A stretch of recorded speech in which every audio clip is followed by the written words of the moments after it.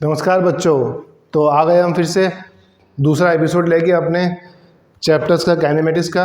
तो पहले एपिसोड में क्या पढ़ा था हमने? पहले एपिसोड में पढ़ा था डिस्टेंस और डिस्प्लेसमेंट, काइनेमेटिक्स के बारे में थोड़ा सा इंट्रो दिया था। तो आज पढ़ने वाले हैं स्पीड, स्पीड के बाद वेलोसिटी, स्पीड की टाइप क्या होती है वो पढ़ने वाले। तो उसके पहले स्वागत है आपका यशोदा मेंटर्स एकेडमी में।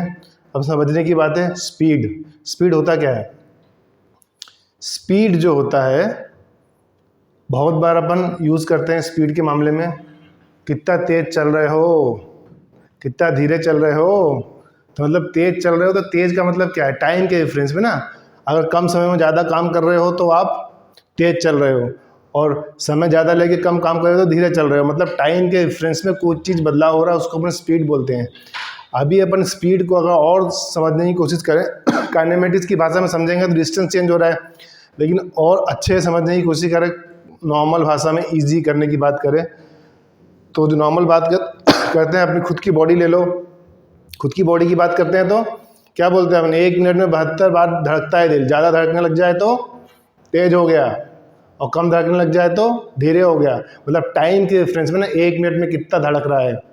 तो उसी हिसाब से बाल 1 महीने में कितने बढ़ रहे हैं, ग्रोथ तो बराबर बढ़ी रही ना, 1 महीने में इतने बढ़ जाएंगे भाई। स्पीड है वो टाइम की। बालों की बढ़ने की स्पीड कम है, दिल की धड़कने की स्पीड ज़्यादा है। तो उसी के हिसाब से जब अपन इसकी बात करते हैं तो स्पीड की बात करते हैं। तो स्पीड क्या होता है? डिस्टेंस अपॉन टाइम, मतलब टाइम के हिसाब से कितना बदल रहा है ना। अब स्पीड में क्या क्या होता है? स्पीड में पहला होता है यूनिफॉर्म, ये पढ़ चुके हो पहले, अच्छे से मालूम है यूनिफॉर्म।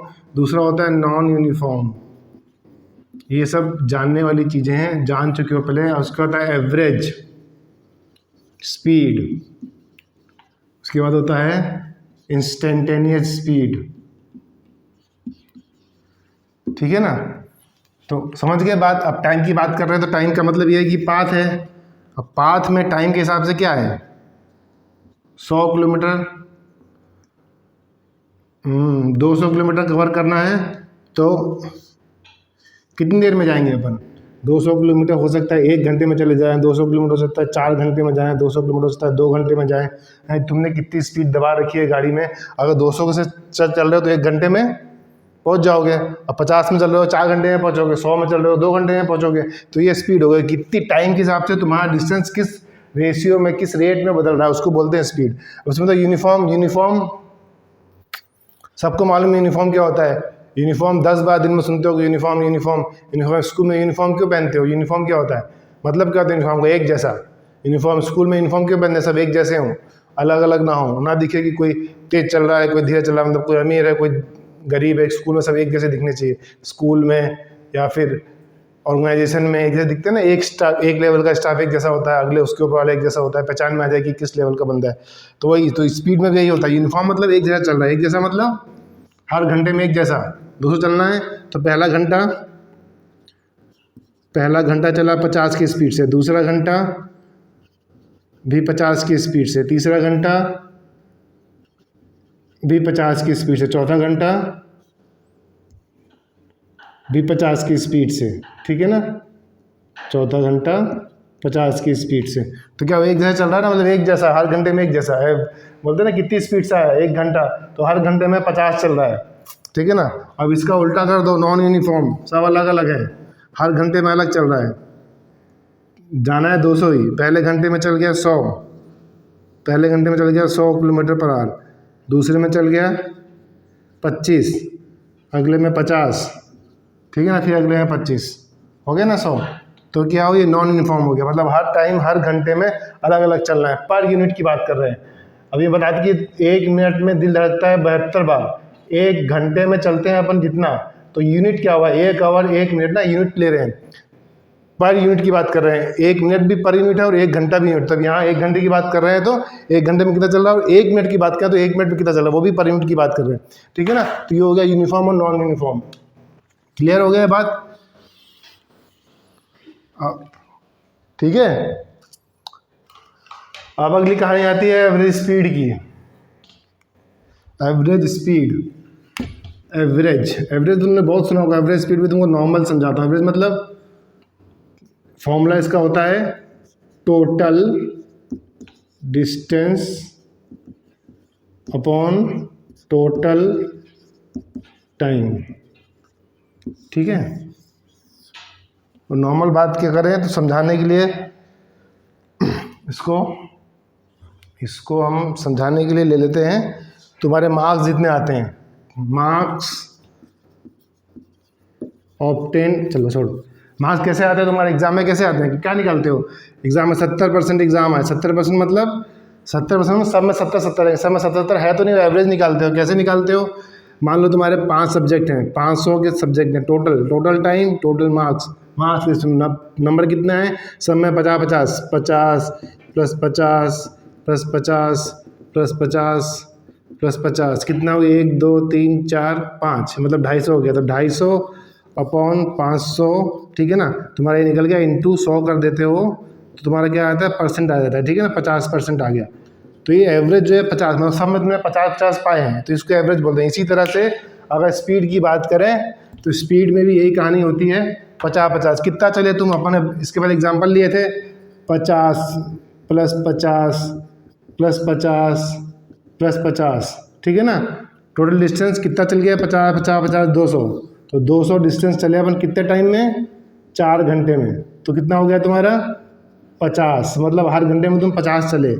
अगर 200 तुम चले 2 घंटे में तो हर घंटे में तुम 100 चले, 200 चले तुम 1 घंटे में, टोटल टाइम तो कितना हो गया? 1 घंटे में तुम चल गए थे टोटल टाइम। यही एवरेज होता है, जितना तुम चल रहे हो उसका प्रति घंटा टोटल एवरेज क्या होता है? एवरेज मास कितने का एवरेज क्या होगा? एवरेज है ना, किस स्पीड से तुम चल रहे हो। तो इसको अपन फिजिक्स में डेल्टा टी बोलते हैं, चेंज इन स्पीड, ठीक है, डेल्टा टी लेते हैं, ठीक है। और बात समझ में आ गई? अब इसको थोड़ा सा समझाते हैं कि स्केलर क्वांटिटी डिस्टेंस, मतलब अब इसमें थोड़ी सी कहानी इसकी ले लेते हैं, वेलोसिटी की, वेलोसिटी, ठीक है ना। वेलोसिटी की कहानी इसलिए, वेलोसिटी में यूनिफॉर्म नॉन यूनिफॉर्म तो बात समझ में आ गई उसकी। एवरेज वेलोसिटी और एवरेज वेलोसिटी और इंस्टेंटेनियस स्पीड की बात करते हैं। तो एवरेज वेलोसिटी और उसमें क्या अंतर होता है? वेलोसिटी होती है total displacement upon total time, ठीक है ना। तो क्या अंतर हो गया? स्पीड में, स्पीड स्केलर क्वांटिटी है क्योंकि इसमें डिस्टेंस की बात कर रहे हैं, वेलोसिटी वेक्टर क्वांटिटी है क्योंकि इसमें डिस्प्लेसमेंट की बात कर रहे हैं, ठीक है ना। अब इसको और क्लियर करो तो क्लियर करने की बात ऐसी है,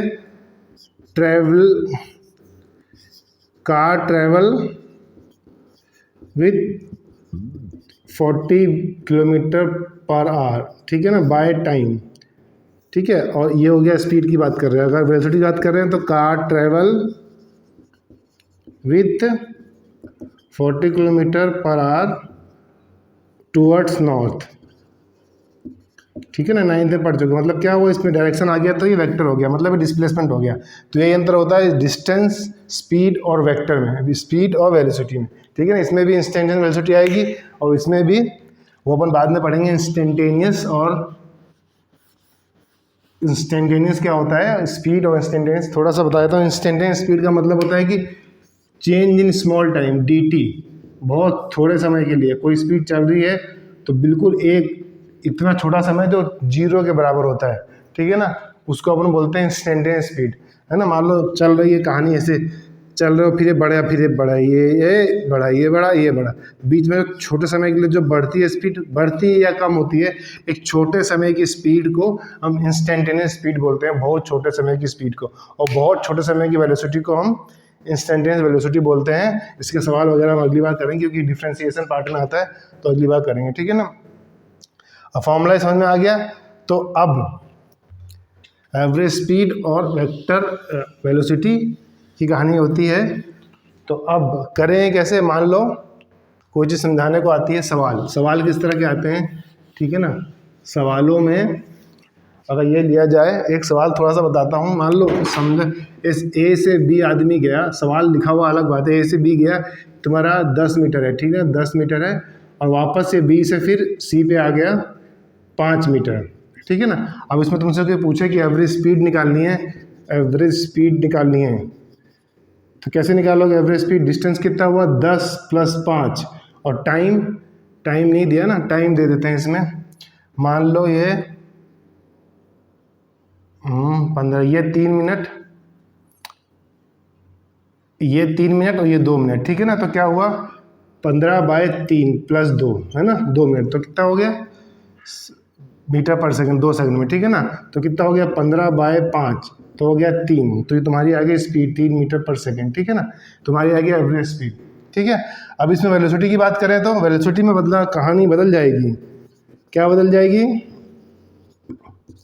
ये यहाँ पे गया, ठीक है ना, और ये उल्टा आया, उल्टा आया मतलब ये प्लस ये माइनस, तो कहानी डिस्प्लेसमेंट मतलब क्या होता है, इनिशियल मतलब इनिशियल माइनस फाइनल, तो इनिशियल माइनस फाइनल डिस्प्लेसमेंट पढ़ा था ना, S2 - S1 भी लिख सकते हैं, इनिशियल फाइनल माइनस इनिशियल, ठीक है ना।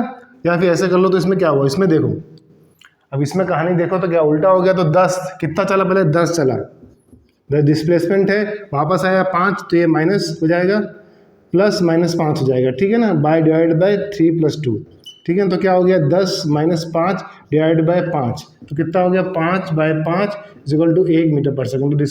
तो वेलोसिटी क्या हो गई 1 मीटर पर सेकंड, ठीक है। कहानी समझ में आई, इसलिए ये अंतर है दोनों, सवाल इस तरह के आएंगे। वेलोसिटी जो होता है वो डायरेक्शन में डिपेंड करता है, उल्टा चलेगा तो कट जाएगा। मान लो ये यहाँ से यहाँ आ जाता है, ए से बी पूरा, ए से बी गया, फिर बी से ए आ गया, ठीक है ना। और तुमसे पूछे कोई इसका क्या होगा, तो इसका सीधी सी बात है, जब ए से बी गया तो डिस्टेंस तो डबल हो जाएगा, लेकिन डिस्प्लेसमेंट 0 हो जाएगी। ए से गया बी से गया, 10 - 10 = 0 हो जाएगा, ये तो मालूम है ना। वापस उसी पॉइंट में आ गया तो 0 होता है डिस्प्लेसमेंट, तो क्या हो जाएगा, ये 0 हो जाएगा, ठीक है ना। तो ये अंतर होता है वेलोसिटी, एवरेज वेलोसिटी और स्पीड में। इस तरह के सवाल आएंगे, और भी कई सवाल आएंगे, वो अपन कराएंगे बाद में। अगले चैप्टर जब चालू करेंगे, अगला टॉपिक जब चालू करेंगे, तो उसमें कुछ सवाल इसके लेंगे, स्पीड के, एवरेज स्पीड के, और इंस्टेंटेनियस वेलोसिटी और स्पीड को समझाया जाएगा कैसे होता है।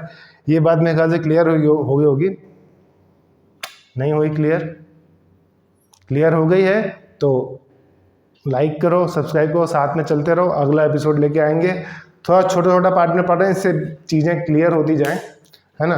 तो अगला टॉपिक फिर लेके आएंगे, अगला टॉपिक पढ़ेंगे, तो तब तक के लिए इंतज़ार करो, बाय।